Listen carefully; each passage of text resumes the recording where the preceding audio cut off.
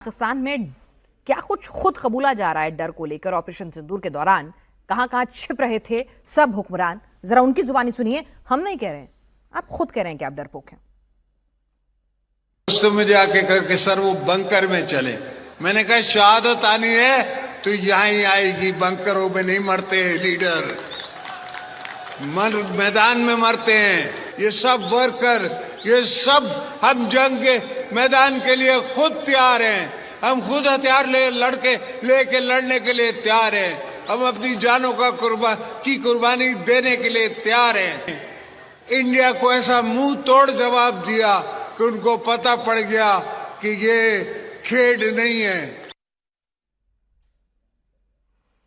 मुंहतोड़ जवाब किसने किसको दिया ये तो सारा दुनिया जानती है। आपने खुद आज भी कबूल किया है कि नूरखां बेस पर कितना, इशाक डार साहब ने कि कितना नुकसान हुआ है वो खुद आपने ही कबूला है। तो कितना नुकसान हुआ है आपको पता है, और बंकर में कौन छिपा बैठा था ये भी पता है। भाटिया साहब, ये लोग तो नजर भी नहीं आ रहे थे ऑपरेशन सिंदूर के दौरान। हमारे चीफ हों, वो लगातार पीएमओ साउथ ब्लॉक जाते, उनकी तस्वीरें नजर आती थी, हम आंख से देखते थे दिख रहे हैं। मुनीर नजर नहीं आता था, कोई नजर नहीं आता था उनको हुक्मरान, यानी बंकर में छिपे हुए थे। अब चाहे कितनी बड़ी बड़ी बातें कर लें। 4 दिन ये चला, ये लड़ाई जो चली ऑप सिंदूर में, उन 4 दिन में आपने एक भी बयान या एक भी बार उसकी बाइट नहीं देखी इनके चीफ की। ये बंकर में छुपे हुए थे। लेकिन अगर हम इसको थोड़ा सा पीछे लेके जाएं तो 2008 की बात से मैं शुरू करता हूं। 2008 में टीटीपी के लड़ाकों ने एक बम से विस्फोट किया था मैरियट होटल में, जिसमें 30 मरीन यूएस आर्मी के थे जिन्होंने अफगानिस्तान में डिप्लॉय होना था, और उनके chairman joint chiefs of staff committee admiral Mullen साहब थे। वो बड़ा बनकर ब्लास्ट हुआ था और तकरीबन 60 लोग मरे थे इसमें, जिसमें कि 2 यूएस मरीन्स भी थे। फिर 2009 ले लें, जनरल हेडक्वार्टर में ही अटैक हो गया था। पेशावर में आपने देखा था परेड लाइंस में, मॉस्क में ये पूजा कर, ये अपना पढ़ाई वो कर रहे थे, सुबह का आदान अदा कर रहे थे, और वहां पर अटैक हुआ और तकरीबन 40 मरे।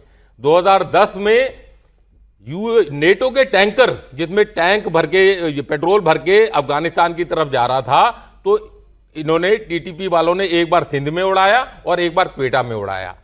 2014-15 की बात करें तो इन्होंने एक बार पीएनएस मेहरान बेस है जो नेवियल एविएशन बेस है, इसमें घुस के कराची में कम से कम 40 लोग मारे थे, और 2 इसमें सर्विलेंस एयरक्राफ्ट मरे थे, उड़ा दिए थे यूएस आर्मी के, यूएस एयरफोर्स के। इसके बाद 15 ले लें, 16 ले लें, एपीएस में आर्मी पब्लिक स्कूल पेशावर में अटैक किया, और 16 में इन्होंने पेशावर एयरबेस पे अटैक किया।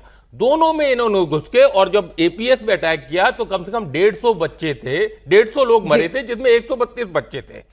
तो आप ये देखें, एक ये तरह से सिलसिला आया जा रहा है, जिसमें कि फौज के हेडक्वार्टर हो, चाहे नेवी का मेन बेस हो, चाहे जनरल हेडक्वार्टर हो, टेररिस्ट ने किसी को नहीं छोड़ा है। और यही वजह है जो ये बुलेट प्रूफ जैकेट पहन के ये घूम रहे हैं, कि उनको खतरा है कि कब ये ना उड़ जाएं। आपने कभी तारीख में देखा है कि हमारे आर्मी किसी हेडक्वार्टर में किसी कंपनी ऑपरेटिंग बेस में अटैक हो गया तो भी बहुत बड़ी बात मानी जाती है, और वो भी पाकिस्तान स्पॉन्सर्ड है। आपने कारगिल का देखा, 527 हमारे शहीद हुए थे लड़ाई में, जिसमें 26 अफसर थे और 501 जवान थे। हमने सब कबूल किए, सब कुछ हुआ, दिल मांगे मोर, कैप्टन बत्रा का आपने सब नाम पूछा। अब धुरंधर के बाद पब्लिक बोलती है दिल मांगे मोर, ऑफ सिंदूर के बाद पब्लिक बोलती है दिल मांगे मोर। आपने क्यों छोड़ दिया ऑफ सिंदूर में खाली 11 इनके एयरबेस बर्बाद करके? पर कहने का मतलब यह है कि हमारे 26 अफसर मरे उसमें। पाकिस्तान के कितने मरे? 2 जो कि नाम लेते हैं, उसमें एक उनका था शेर खान साहब, जिनको बाद में निशाने हैदर दिया, और एक नाम था उनका इम्तियाज मलिक। उसकी डेड बॉडी लेने से इन्होंने मना कर दिया कि हम नहीं डेड बॉडी लेंगे, क्योंकि ये रजाकार थे। ये सर, ऑफिसर जो हैं वो बंकर में छिपे रहते हैं, बेचारे जवानों को आगे कर देते हैं। ऑफिसर जो है वो बंकर में छुपते हैं, और जनरल यह है कोई ब्रिगेड कमांडर या कोई आप कर्नल का मेरे को नाम ले दो जो अब तक मरा हो पाकिस्तान आर्मी का, ये सब छुप के रहते हैं। बॉर्डर से 30-30, 40-40 किलोमीटर पीछे होते हैं, और हमारे कर्नल, ब्रिगेडियर्स और मेजर और कप्तान बिल्कुल फोर फ्रंट में बिल्कुल आगे होते हैं। बहुत फर्क है पाकिस्तान आर्मी और इंडियन आर्मी में। और ये जो डर है, लीड करती है फ्रंट से, और यही है हमारी प्रोफेशनल आर्मी की पहचान। और इसीलिए हर युद्ध में विजय हमारी होती है, सरहद हमारी सुरक्षित होती है। बहल साहब, इतना डरपोक मुल्क कैसे है भाई? मतलब फौज अपनी पोस्ट छोड़ छोड़ के भागने लगती है, तस्वीरें हमने दिखाई, ज्यादा दिन पुरानी नहीं है। वर्दी लेके आपके जो टीटीपी के लड़ा के आतंकी है नुमाइश करते हैं, ये तुम्हारी औकात है। कभी पीओके में वर्दी टंगी हुई नजर आती है, कभी केपी प्रोविंस में। बलूचों ने क्या हश्र कर रखा है ये पूरी दुनिया देखती है, प्रोफेशनल आर्मी का। मुनीर साहब अपने ही देश में, अपने ही हेडक्वार्टर में बुलेट प्रूफ में रहते हैं। मतलब क्या है ये, डरपोक मुल्क है क्या? बेनाज जी, मैंने आज जैकेट क्यों पहना है? मैंने जैकेट इसलिए पहना है, मुनीर अपने ही जनरल हेडक्वार्टर्स में बुलेट प्रूफ जैकेट पहनता है, बुलेट प्रूफ ग्लास का इस्तेमाल करता है, और किसके साथ मीटिंग करने के लिए? कोर कमांडर्स के साथ। मेरा जो जैकेट है वो बुलेट प्रूफ नहीं है। हमारे जनरल्स, हमारे एयर मार्शल, हमारे एडमिरल बुलेट प्रूफ जैकेट्स नहीं पहनते। और वो क्यों नहीं पहनते? उनको अपनी आर्मी पे विश्वास है, अपने देशवासियों पे विश्वास है, उनको डर नहीं है, डर नहीं है। हम लोग नहीं पहनते। दूसरी बात, 1.25 लाख से एक लड़ाऊं, चिड़िया नाल बाज तुड़ाऊं, फिर ही गुरु गोविंद कहलाऊं। और ये हमारे गुरु गोविंद सिंह साहब ने 21 युद्ध किए थे कट्टरवादी सोच के अगेंस्ट, जो कि औरंगजेब की थी उस समय। आप सबको याद होगा, याद है कि नहीं है?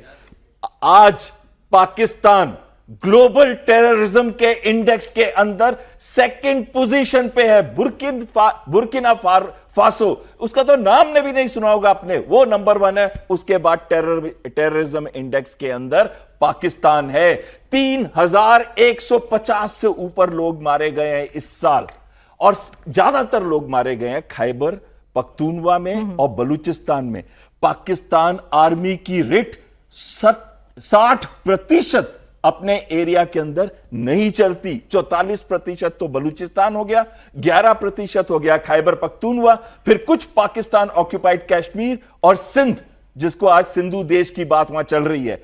60% देश के अंदर मुनीर की नहीं चलती। चीफ ऑफ डिफेंस फोर्स होते हुए, तीनों आर्मी को कमांड करते हुए, आज भी उसको बुलेट प्रूफ जैकेट पहनने की जरूरत पड़ रही है। क्यों? क्योंकि जनरल जिया भी मरे थे बड़े एक मिस्टीरियस सर्कमस्टांसेस के अंदर, जहाज क्रैश के अंदर। पाकिस्तान में कुछ भी हो सकता है। बेनजीर भुट्टो को भी उड़ा दिया गया था। कहीं ना कहीं उनको डर है मुनीर को कि आज पूरे देश में आग लगी हुई है पाकिस्तान के अंदर। आप देखिए, पठान जो है आज 6 अलग अलग पाकिस्तान की सिटीज, इस्लामाबाद, लाहौर, कराची, मुल्तान, पेशावर, हर जगह पे वो प्रोटेस्ट कर रहे हैं कि इमरान खान को छोड़ो। इतना डर है। ऊपर से जो यूनाइटेड स्टेट्स ऑफ अमेरिका के प्रेसिडेंट हैं ट्रंप, वो चाहते हैं कि पाकिस्तान अपने 20 से 25 हजार सोल्जर्स भेजे गाजा के अंदर इंटरनेशनल स्टेबलाइजेशन फोर्स में।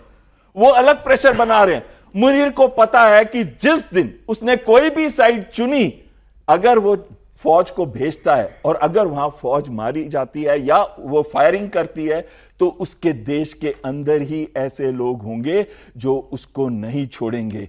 आज वो बहुत सारे प्रॉब्लम से गुजर रहा है। बुलेट प्रूफ वेस्ट तो छोटी सी चीज है।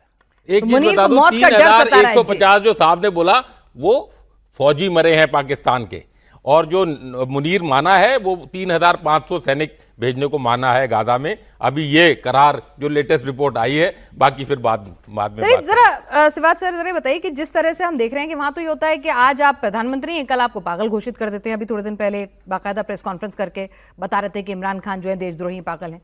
अपने सत्ताधारियों को मरवा देते हैं, बेनजीर भुट्टो को हमने देखा है ना, उससे पहले फांसी लगवा देते हैं। तो इतिहास ही खराब रहा है। और अब मुनीर को समझ में आ गया है कि भैया मेरे उल्टे दिन शुरू हो गए, मतलब काउंटडाउन बिगिंस। अब मेरा अंत नजदीक है, या तो मुल्क छोड़ के भाग खड़ा हो जाऊं, कोई डील ले लूं, या फिर मौत तो आएगी।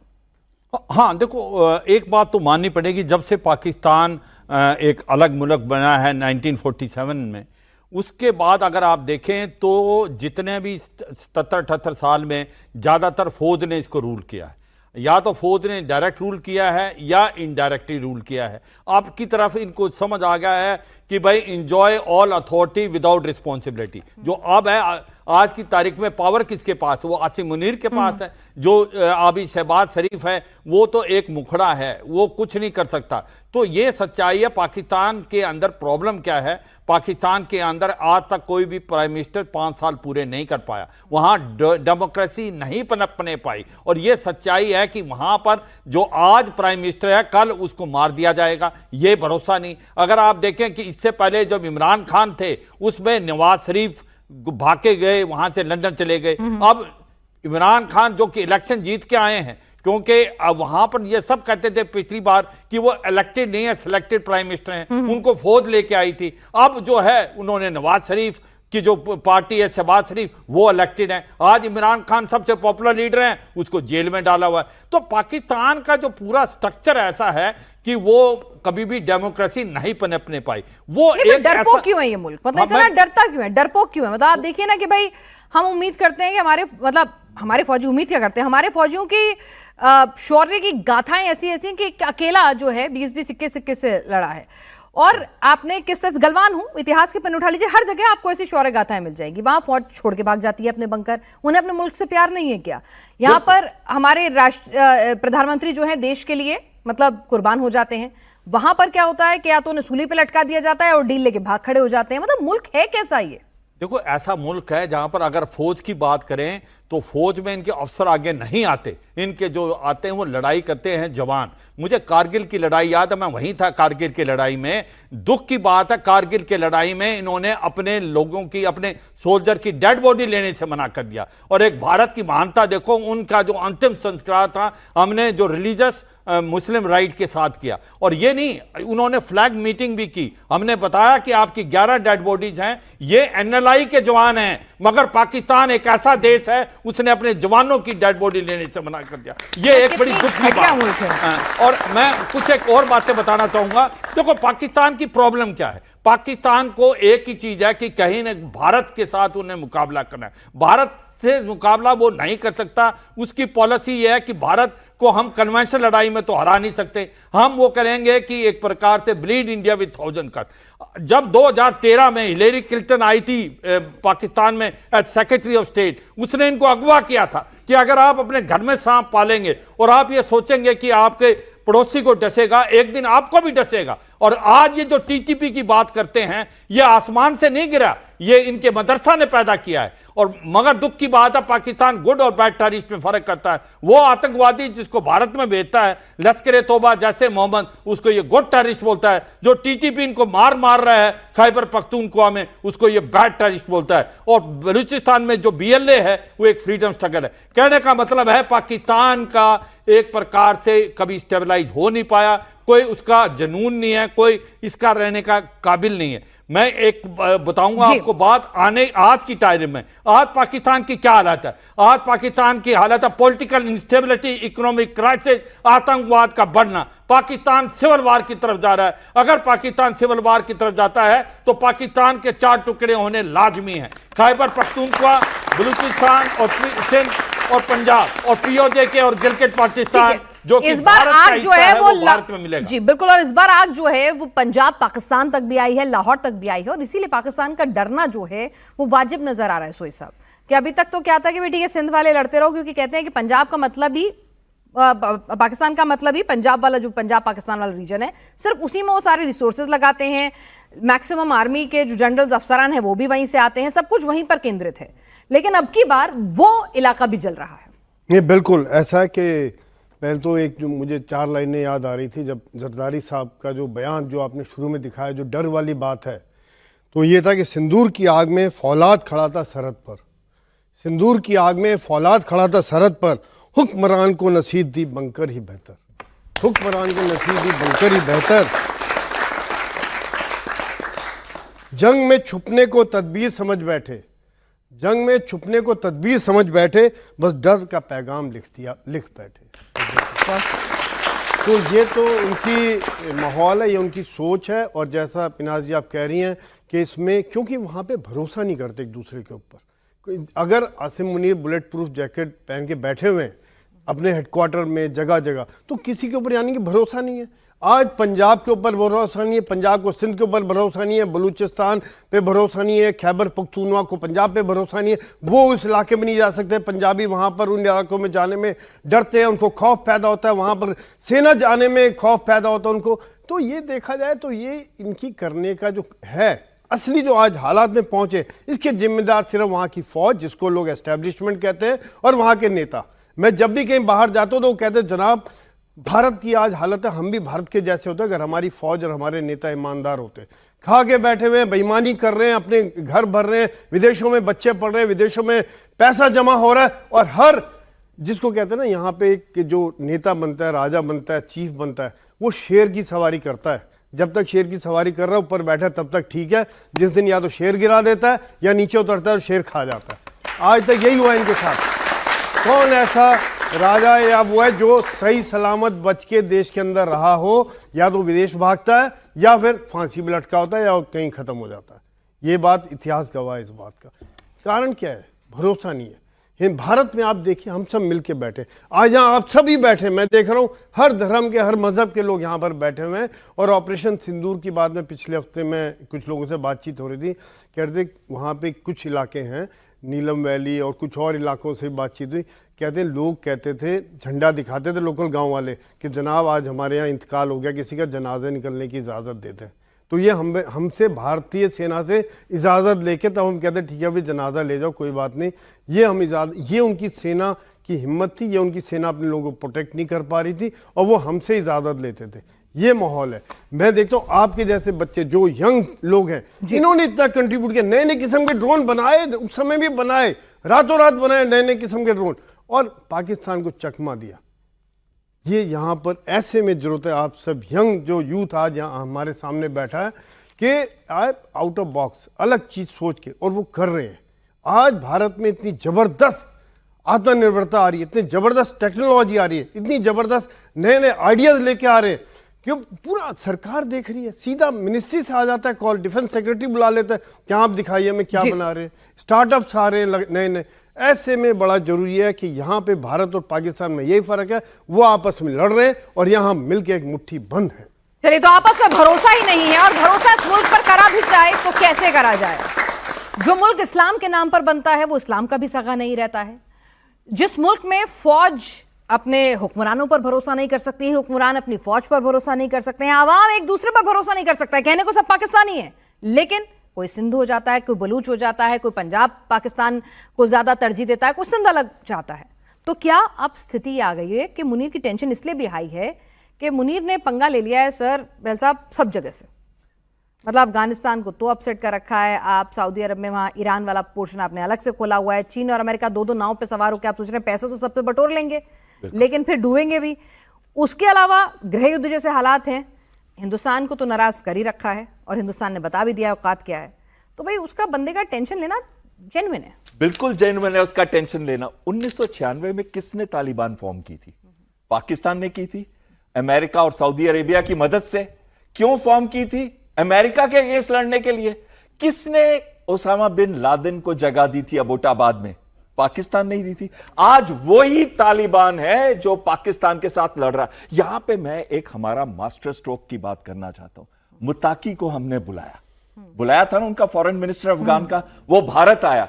उस दिन पाकिस्तान को इतनी चोट पड़ी, उन्होंने कहां जाके अटैक किया? काबुल में, खोस्त में, पक्तिका में, 3 जगह पे, और इनोसेंट लोगों को मारा। बाद में भी उन्होंने अटैक किया था जब 3-4 या मे बी 8 क्रिकेटर्स को मार के आ गए थे, क्योंकि वैसे तो पाकिस्तान की टीम हरा नहीं पाती किसी को भी। एक बस अंडर 19 में एक बार जीत गए वो, नहीं तो उनको क्या है, वो तबाह करना चाहते थे अफगानिस्तान की टीम जो बड़ी अच्छी है, बड़ी स्ट्रांग है।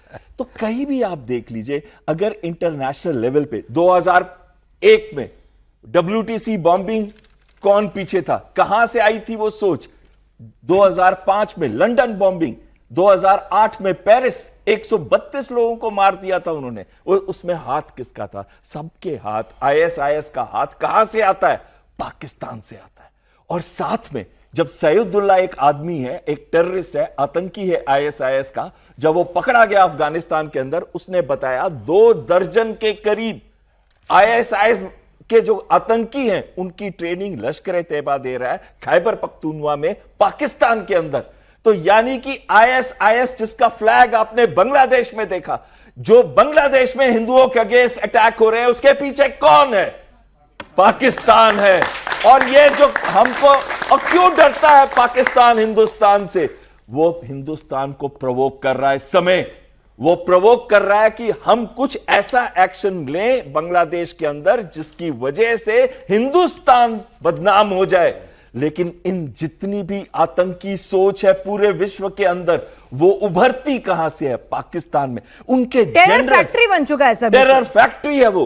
आपको पता है 36,000 के करीब उनके जो अड्डे हैं जहां पे ट्रेनिंग दी जाती है। और वो तो मैं ऑफिशियल फिगर्स की बात कर रहा हूं, 50,000 से ऊपर हैं। और कहते हैं हम एजुकेशन दे रहे हैं, पर एजुकेशन क्या है? वो टेरर फैक्ट्रीज बना रहे हैं। लेकिन आप उस टेरर के साए में खुद जी रहे हैं। जरा मैं आपको बताती हूँ कि ये बात हम नहीं कह रहे हैं, मैं आपको रोकूंगी। जरा कुछ बयान आए हैं पाकिस्तान से आए हैं। भाई हमसे आपको लग सकता है कि हम तो आपको बैड लाइट में करेंगे, आपका गलत ही दिखाएंगे, लेकिन हम नहीं कह रहे हैं। पाकिस्तान के वरिष्ठ पत्रकार, पॉलिटिशियंस, एक्सपर्ट्स, वहां के हुक्मरान खुद कह रहे हैं कि मुनीर साहब आजकल बहुत तनाव में है, बहुत टेंशन में है, टेरराइज्ड है। वो वेस्ट पहनता है, उसके साथ साथ ये अपने साथ सरहाने पर ऑटोमेटिक राइफल इसकी होती है और उसके अंदर पूरी फुली लोडेड होती है। इसके बेडरूम के बाहर, इसके दरवाजे के बाहर एक चारपाई होती है जिसपे एक सिपाही सोता है। बाय द वे, सिपाही है, अफसर है, मुझे नहीं पता। और 7 आदमी, एक कमांडर, नायक होगा, नायब सूबेदार होगा, एसएसजी के कहते हैं, और 6 सिपाही इसके कमरे के बाहर कॉरिडोर के अंदर पहरा देते हैं। घर के बाहर नहीं, इसके बेडरूम के बाहर कॉरिडोर। इतना खौफ है इस आदमी को मरने का। जिस आदमी को इतना खौफ हो मरने का कि वो बस अब यही कसर रह गई है कि अपने बिस्तरे में भी अपनी बीवी के साथ अपने किसी सिपाही को सुला ले, सिक्योरिटी वाले को, कि यार कल मेरी बीवी ना मुझे मार दे, या बीवी को निकाल दे अपने बेडरूम से और सिपाहियों के साथ सोए इर्द गिर्द। ये इतना पैरानोया। अब मैं आपको खुशखबरी देता हूं कि डर और खौफ किस में फैला है? डर और खौफ उस शख्स में फैला है जो आज भी वर्दी के नीचे वेस्ट पहन के आता है, बुलेट प्रूफ वाली। डर और खौफ तो तुम्हारे अंदर है। कल तो पाकिस्तान के मौलवियों ने भी फतवा दे दिया, लेकिन अब सूरत हाल ये है कि उसके अंदर खौफ और डर इतना है कि रात को भी बुलेट प्रूफ वेस्ट पहन के सोता है और कब्र तक का इस्तिस्ना लिखवा कर रख लिया। इस वक्त अगर आसिम मुनीर से पूछे ना उसके पास औलादीन का चिराग आ जाए कि रगड़ो तुम्हें क्या ख्वाहिशें चाहिए, उसकी पहली ख्वाहिश ये होनी है कि पीटीआई ऑफिशियल बंद करो। सुन लीजिए क्या कह रहे हैं वहां के फील्ड मार्शल के लिए, जिसने संविधान बदल दिया खुद को ताकतवर बनाने के लिए, लेकिन खुद अपने में इतनी ताकत नहीं, इतनी कुव्वत, इतनी हिम्मत नहीं ला पाया कि डट के खड़े हो सके कि भाई यहाँ जो फैसले लिए हैं। डरपोक की तरह से जब ऑपरेशन सिंदूर हो रहा था तो बंकर में छिप गया और अब वेस्ट पहनकर सो रहा है। और ये बातें वहीं से निकल कर आ रही हैं। और एक बोले तो समझ में आता है, यहाँ तो सभी बोल रहे हैं, वहां पर तो कुछ ना कुछ तो सच्चाई होगी ना। बिना आग के धुआं तो उठने से रहा। भाटिया साहब हमारे यहाँ कहते हैं कि भाई एक जवान कहता है या तो तिरंगा लहरा के आऊंगा या तिरंगे में लिपट के आऊंगा। अब वहां तो क्या हालत है भाई? मैं आपको पहले बता दूं, ये जो दूसरा आदमी जो बोल रहा था ये बैरिस्टर साहब हैं, कैम्ब्रिज में हैं, शहजाद अकबर इनका नाम है। और जब उन्होंने ये स्टेटमेंट दी तो अगले दिन मुनीर ने गुर्गे बेच के इनकी पिटाई की कैम्ब्रिज में, यूके में। इनका नाक वाक टूटा है। इनका बयान फिर से आ रहा था कि जितने भी ये सच्चाई बोल रहे हैं ये पाकिस्तान के अंदर बैठ के नहीं बोल रहे, क्योंकि बोल नहीं सकते, आईएसआई का खौफ है। लेकिन मुनीर का किसका खौफ है? देखिए, मुनीर एक ऐसा फील्ड मार्शल या जनरल बन गया पाकिस्तान की हिस्ट्री में जिसको अमेरिका ने 3 बार, 2 बार मिल चुका है प्रेसिडेंट और 1 बार और मिलने जा रहा है, क्योंकि उसने इंटरनेशनल स्टेबलाइजेशन फोर्स में जो 3,500 सोल्जर्स भेजने का मुकर्रर कर लिया है ट्रंप के साथ, उसके जिसके अगेंस्ट उसका फतवा कराची में लियारी टाउनशिप में जारी कर दिया है, वो चलो पॉलिटिकल फतवा है। बट मैं कह रहा हूं इसकी उड़ान कहां से शुरू हुई? इसकी उड़ान शुरू हुई ट्रंप के कहने से। ट्रंप ने जब इसको बोला कि आइए आप हमारे साथ खाना खाइए, और ट्रंप की एक चाल थी कि इस तरफ से फील्ड मार्शल को बुला लेंगे क्योंकि वही है जो करता है, जैसे साहब ने बोला था, फौज ही है जो करता है, माई बाप है पाकिस्तान की, सिविल का तो कुछ, वो तो खाली खाना पूर्ति करते हैं। तो एक तरफ से इनको बुला लेंगे और मोदी जी को इनवाइट कर देंगे, जो कनाडा गए थे तो वहां से आ जाए, दोनों को आमना सामना करके सिंदूर की लड़ाई में अपने सिम्बे ले लूंगा कि सिंदूर मैंने बिल्कुल साफ करा दिया। तो ये वहां से उसने उड़ना शुरू किया। फिर वो उसको बोला वो रेयर अर्थ मेटल, वो बिजनेसमैन बन गया सडनली और एक ब्रीफकेस लेके पहुंच गया, वो फेवरेट फील्ड मार्शल हो गया ट्रंप का, जो बहुत ट्रांजैक्शनल है। लेकिन इसने सोचा ये तो ग्लोबल प्लेयर हो गया। यूएस प्रेसिडेंट ने आज तक किसी चीफ ऑफ पाकिस्तान आर्मी के साथ खाना नहीं खाया है, ये पहला फील्ड मार्शल है। तो ये उड़ान वहां से शुरू हुई, लेकिन पतलून गीली होनी शुरू कहां से हुई, जो इस तरह के बयान आने लगे और जो खौफ पैदा होने लगे। अब आप मेरी एक बात सुनिए, जब 71 की लड़ाई में हमारे 3000 जवानों ने 93,000 बंदी बना लिए थे, उनको कहां कहां रखा गया था? 8 या 10 ऐसे कैंप थे भारत में जहां इनको रखा गया। जो इनके नियाजी थे लेफ्टिनेंट जनरल साहब, जिनकी आप फोटो देखते हैं, उनको जबलपुर में रखा गया था। तो इसी तरह घूमते हुए मानिकशाह साहब फील्ड मार्शल बने 71 की लड़ाई के बाद, तो वो चले गए देखने कि भाई ये कैंप में ये जो बंदी हैं, ये जनीवा कन्वेंशन की तरफ से जिस तरह होता है कि हमें अपने कैदियों की भी देखभाल ठीक तरह करनी है। वो गए और उन्होंने सूबेदार मेजर साहब थे पाकिस्तान आर्मी के, उनसे हाथ मिलाया और बोला कि साहब सब खाना वाना मिल रहा है? उसने बोला हाँ साहब ठीक है, जरा अपने लंगर में खाना खिलाइए। वो उनके लंगर में चले गए, जो जवानों को खाना मिल रहा था, हमारे चीफ ने वो खाना खाया। उसके बाद बोला साहब जरा हम आपकी लैट्रीन देखें, आप लोग लैट्रीन कहां जाते हैं? वो लैट्रीन में देखने गए और वो जब देखने वहां गए और देखा कि सब साफ सफाई है, देखभाल इनकी हो रही है, वो जो सूबेदार मेजर साहब थे वो रोने लग गए और उन्होंने हमारे चीफ को बोला कि साहब अगर आपके जैसे अफसर पाकिस्तान आर्मी में होते तो आज ये 93,000 यहां नहीं बैठे होते।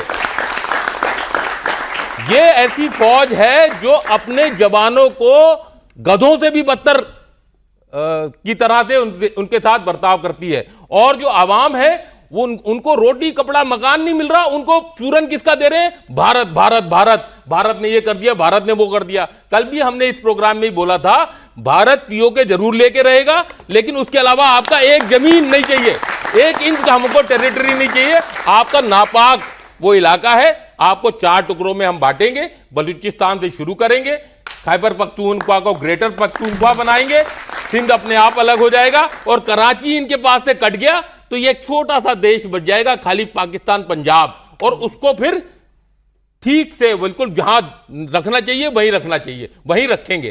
तो ये जो मुनीर है, मैं आपको आज फिर बोल रहा हूं, ये लास्ट चीफ है इस form of map of Pakistan का। ये आप मेरी बात ध्यान करके रखिएगा। बड़ी बात आपने कही आज अपने अनुभव के आधार चाहे पर। 2 साल बाद हो चाहे 4 साल बाद हो, Munir is the last chief of defence force of this map of Pakistan. तो नक्शे से पाकिस्तान गायब होगा, ये भाटिया साहब कह रहे हैं और वो बिल्कुल कॉन्फिडेंट है। सिवाज सर, क्या औकात से ज्यादा मुनीर जो है वो उड़ गया, जिसे कहते हैं ना कि वो खुद की औकात नहीं नापी कि क्या मैं इतने फ्रंट खोलने के लिए मेरी औकात है, मेरी फौज में औकात है, मेरे पास इतना असला है, मेरे पास इतना पैसा है, बस अपनी वाहवाही लेने के चक्कर में अफगान का फ्रंट भी खोले बैठा है। ठीक है, ईरान को भी नाराज कर रहा है, हिंदुस्तान का भी फ्रंट खोल लिया है।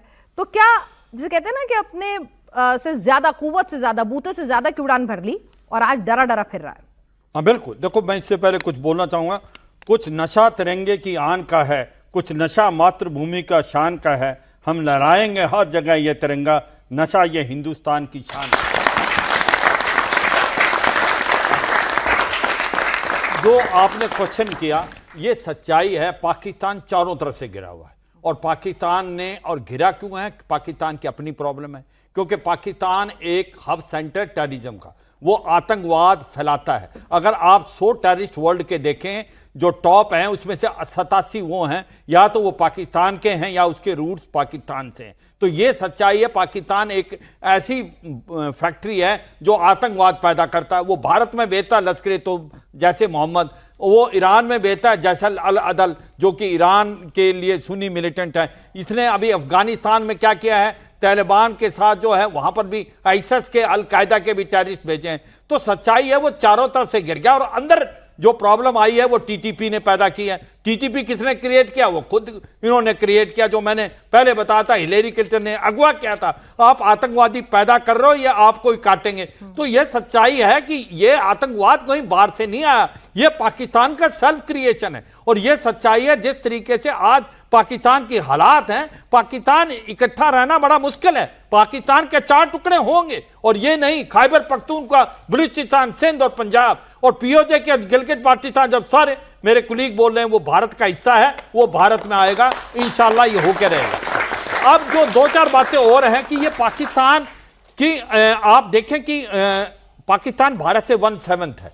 पाकिस्तान की जो एक प्रकार से ज्योग्राफिकल एरिया है वो 1/8 है और पाकिस्तान भारत की 11% ही है उसकी इकोनॉमी, मतलब उसकी इकोनॉमी का कोई भी वजूद नहीं भारत के सामने। भारत एक 3rd लार्जेस्ट इकोनॉमी बनने वाला, मगर आज उसकी फौज जो है 77% है भारत के। एक छोटा देश इतनी बड़ी आर्मी क्या कर रहा है? वो एक प्रकार इमेजिनरी थ्रेट दिखाते हैं अपने अवाम को, वो मूर्ख बनाते हैं, उनको डराते हैं कि अगर फौज ज्यादा तगड़ी नहीं हुई तो क्या होगा, भारत आके आपको खा जाएगा। पर यह नहीं बताते पाकिस्तान वाले कि पाकिस्तान में कहावत है, आज तक पाकिस्तान की आर्मी कोई इलेक्शन हारी नहीं, कोई जंग जीती नहीं। तो ये सच्चाई चलिए है। आप लोग अपने सवाल तैयार कर लीजिए, आपके पास भी आऊंगी। मैं सोई साहब, ये एक बीच बताऊं, मैं यही कहूंगा पाकिस्तान जो आज जिस हालात से जा रहा है ये पाकिस्तान की सेल्फ क्रिएशन है। पाकिस्तान के अंदर कोई फौजी सीनियर ऑफिसर पाकिस्तान में नहीं रहता, जाके यानी अपनी वो कब्र लंदन खुद में ही जाता है। खोदी है मुनीर साहब ने, और अब उन्हें समझ में आ गया है कि मौत कभी भी आ सकती है, और इसीलिए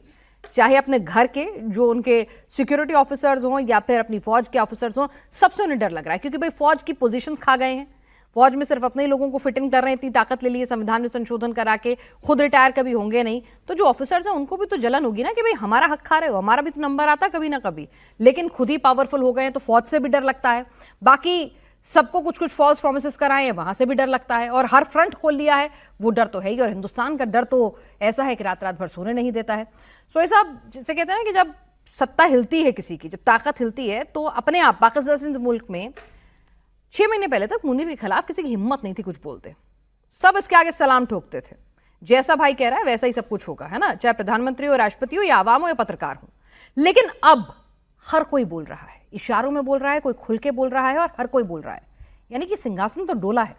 नहीं, इसमें कोई शक नहीं पिनाजी के 6 महीने पहले जब आप कह रहे हैं बिल्कुल सच है। अभी जो माहौल है, इशारों में बोल रहा है, शब्दों में बोल रहा है, एक्शन से भी बोल रहे हैं। एक्शन टीटीपी के एक्शन, बलूच आर्मी के एक्शन, जमीन पर रैली निकल रही है, इमरान खान के सपोर्टर निकल रहे हैं और दुनिया में उनकी रैली हो रही है उनके खिलाफ।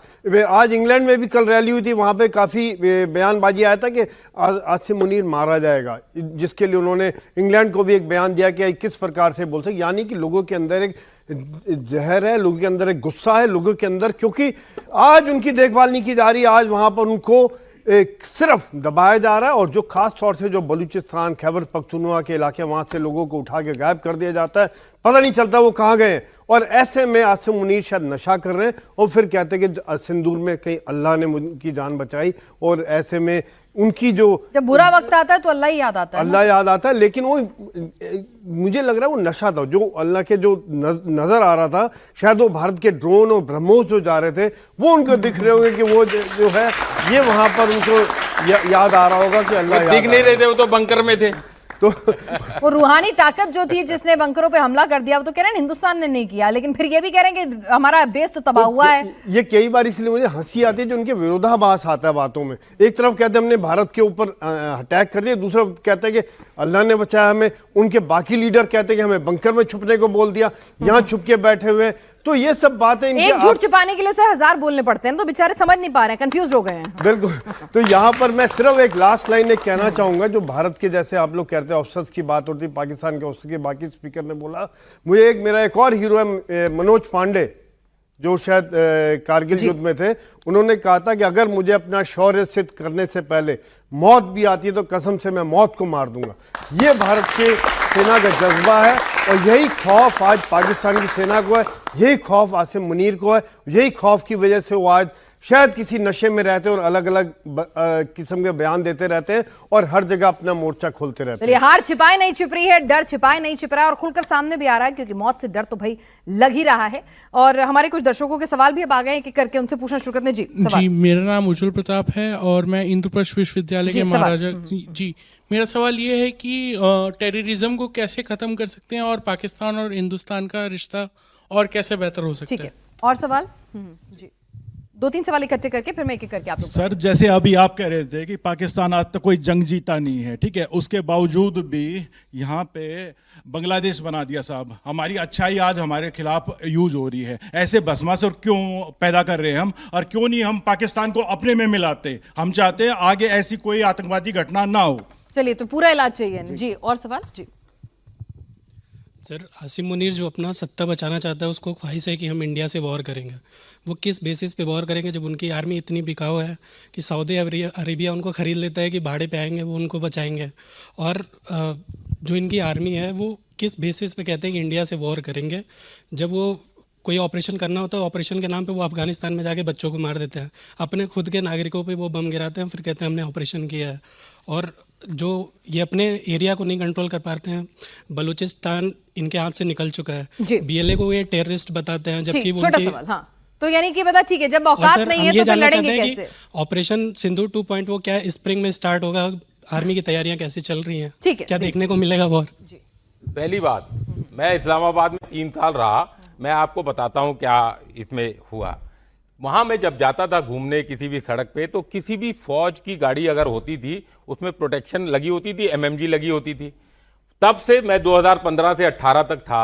अब देखो आप, जाफर एक्सप्रेस जब जाती है बलूचिस्तान में, उसमें एमएमजी लगी होती है, ठीक है। और अब ट्रेन जानी बलूचिस्तान में बंद हो गई है 2 दिन से। एक आपका जो सबसे बड़ा प्रांत है, वहां ट्रेन नहीं जाती है अभी। दूसरी बात, मैंने उधर एक साहब से पूछा, मैंने पूछा, हम तो जो भी फौजी होता है चाहे रिटायर्ड होता है, गाड़ी के पीछे लिखता है army, die fly air force, die navy, पूरा लिख के बड़े शौक से बोलता है। कोई बच्चा भी देखता है, खड़ा होता है, सलूट करता है, बाय बाय करता है। मैंने कहा आप क्यों नहीं लिखते आर्मी? बोलता सर आज आर्मी लिख दिया, कल हम शहीद हो जाएंगे, हमारा जनाजा निकल जाएगा, क्योंकि गोली पड़ जाएगी, ये खौफ है।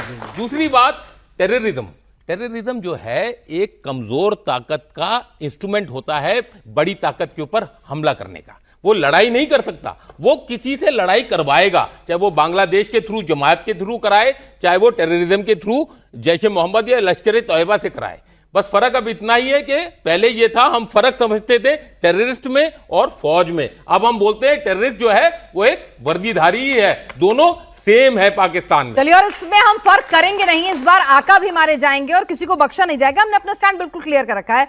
लेकिन बहल साहब, दर्शकों के सवाल में एक सवाल ये भी है कि भाई कहते हैं ना, मौत का आभास पहले हो जाता है, तो क्या मुनीर साहब को हो गया अपनी मौत का आभास? बिल्कुल बिल्कुल, और ये होना निश्चित है। ये जो वर्दी है यही दहशतगर्दी है, और ये मैं नहीं कह रहा हूं, ये कह रहे हैं पीओके के लोग, ये कह रहे हैं बलूचिस्तान के लोग, ये कह रहे हैं तहरीके तालिबान पाकिस्तान के लोग, जिन्होंने पाकिस्तान की वर्दी को अपनी लकड़ी के ऊपर लेके मोटरसाइकिल पे जाते हैं। क्या आपको मालूम है कि आज जो हम पहले 60% की बात कर रहे थे, पेशावर से अगर हम चले जाएं कुर्रम से चले जाएं बजौर से चले जाएं नॉर्थ साउथ वजीरिस्तान बन्नू या फिर डेरा इस्माइल खान, आपको पता है टीटीपी वहां पे टोल लेती है। पाकिस्तान आर्मी अपनी जगह से हिलती भी नहीं, अपने स्टेशन से हिलती भी नहीं। जो बलूचिस्तान के अंदर 12 कोर है पाकिस्तान की, वो वहीं पे क्वेटा के अंदर ही रहती है। जो फ्रंटियर कोर है, वो जो अपने पोस्ट है उससे बाहर नहीं निकलती। जब भी निकलती है उनका निशाना बनाया जाता है। ये खौफ है आज पाकिस्तान के अंदर, पाकिस्तान आर्मी को। और वो कह रहे थे ना, वो क्यों नहीं लिखते? इसलिए नहीं लिखते कि उनको पता है कि वो शहीद होने वाले। वो कुर्बानी की बात कर रहे थे, उनके लीडर। कुर्बानी दी किसने? गुरु गोविंद सिंह जी ने अपने 4 पुत्रों की कुर्बानी दी। उनके 2 बच्चे 17 साल के और 13 साल के, वो खुद युद्ध लड़ने गए थे। 13 साल का बच्चा युद्ध लड़ रहा था मुगल्स के साथ, वजीर खान के साथ लड़ रहा था। और कौन कौन ने उन्होंने नहीं दी कुर्बानी? उनके पिताजी ने दी, उनकी माताजी ने दी, पूरा परिवार ने दी। 2 छोटे छोटे बच्चे 9 साल के और 6 साल के चिन्वा दिए गए थे, लेकिन इस्लाम को उन्होंने कबूल नहीं किया था, क्योंकि वो भारत के अंदर रहते थे। और भारत के अंदर वो ये कहते थे कि हमारी जो भी रिलीजन आप फॉलो करना चाहते हैं उसको हम प्रोटेक्ट करेंगे, हम रक्षा करेंगे। और ये लोग जो आज हिंदुओं को मार रहे हैं वहां पे बांग्लादेश के अंदर, इसके पीछे पूरी की पूरी स्ट्रेटेजी पाकिस्तान आर्मी और पाकिस्तान जनरल्स की है। मैं आपको बता रहा हूं आपके चैनल के थ्रू कि अगला कोई भी ऑप सिंदूर 2 हुआ, हम आतंकियों में और उनके आकाओं में कोई फर्क नहीं देखेंगे। इन जनरल्स को छोड़ेंगे नहीं और इन जनरल्स को इनकी जगह के अंदर, जमीन के अंदर 6 फुट के नीचे ला के रखेंगे। जी सवाल।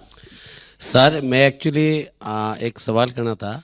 ये पाकिस्तान हर सेक्टर में ऑलरेडी भारत से नहीं लड़ सकता है, तो जो क्रिकेट के सेक्टर में मैं बोलना था, जिससे हम लोग का भारतीय टीम जो है फील्ड में जो किया था सही जवाब दिया था, जो मोमेंटम भी जवाब दिया था।